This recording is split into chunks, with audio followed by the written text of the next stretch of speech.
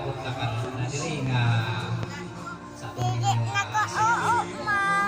kung sa tanan akong sugdan ini nga atong programa sa ay wala akong before ni karon nga nahitabo akong isulti kung saan sinugdanan ganyan si Rubilin anak ni Auntie Lina naghimo o group chat sa amua ng mga igagaw. So ako ang first honor na to mga nakakuhan. So sa atong kami paduha ang uli-uli tingnan siya kastoy namin magbakasyon ni mama na Mindanao ke asla agbayag ng iso na itata nabayag ang anak magbakasyon aslo itikano pero before ato kapalo na kung magbakasyon si ate kaya nagtawag na siya inikabot niya wow na mo siya sa tiya anak ako siguro ni Rubilin mapanagkuhan si ate sa ako okay na ito ang inom ni Rubilin ang ano niya kastoy kami manong magbakasyon ni mama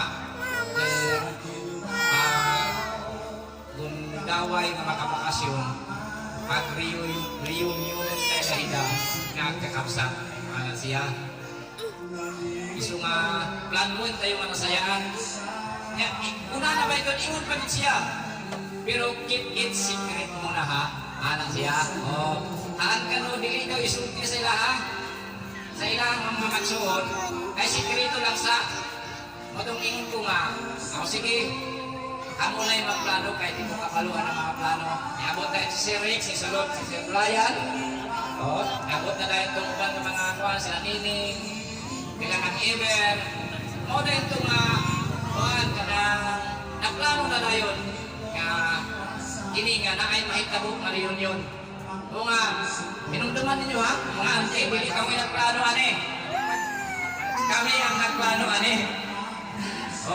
kasi matingala mo anong siguro tingala mo gisultian na lang mo anay giampuan na mo nga mga inyong mga anak dugay na mo ni giampuan pero meron pang attempt before sa after election kay ingon pa ni Rubilin tapno adda kanong kay aron na sila'y ayuda dugang-dugang unya usa pa katong ikaduhang pero merong attempt dili pa pwede kay gimension dyan niya si Angkol Elias busy pa daw si Angkol Elias i-consider daw na to busy pa daw call dali call so kanto wala kantod nga humanang reunion sa katayan humanang eleksyon unya pagkakuan nakita naman ako dito sa kuan nga nag-ingon na si Piding kanang positive na okay na ang kuan karon June 9 dito na dayon nag-abot pa na dayon ang mga kuhan mga pasalamatan na ko dili ni mahimong kanang successful kung dili sa pagtinabangay sa mga igagaw labi na itong na dito sa gawas sila ng Ever sila ng Joy Nini tanan parang ako malang siguro may tampo mga atong pasalamatan sila Mimi basig na ko hindi ma-mention na ba Sinang Brenda si Brenda si Rex si Ma'am Piding si Brian mga pasalamatan nato sila siguro karon siguro nga sa sunod siguro dili lang kami na lang ang magplano kay naapil naman mo naanaman ka dili so ingon nilang Eber Permero sige ituloy yun na ita bahala wala si Daddy basing puhon next time makaapil to mo po ingon ni Rubilin nga next time masin makaapil sila so salamat sa kooperasyon sa Matagusa kagabi ako lang lapitan kagabi murag nagkaaberya ako lang kuan ni gamay nabala ka namin na kuan si kunta kay namin tawa si Piding, si Rex, di makumpag. Uy, di niya tupagon. Tawagan na ako, nagtawag na si Antilina sa kuha na muna na yung problema. Mga, ginasulti na ko niya, kay ang ginapakita na ko dito, madili, pwede nga walay, nagdili makauban. Kinahanglan na aganan. Kaya ang concern ng kuda mo, kini nga reunion ang sintro aning kamo, dili kami. Nga inyong mga anak, mga salamat sa Ginoo, bisan matuod, bisan sa atong picture diri sa atong tarpaulin, medyo nagkaberya, pero pasalamatan na to ang Ginoo kay i-plaster niya ang tanan.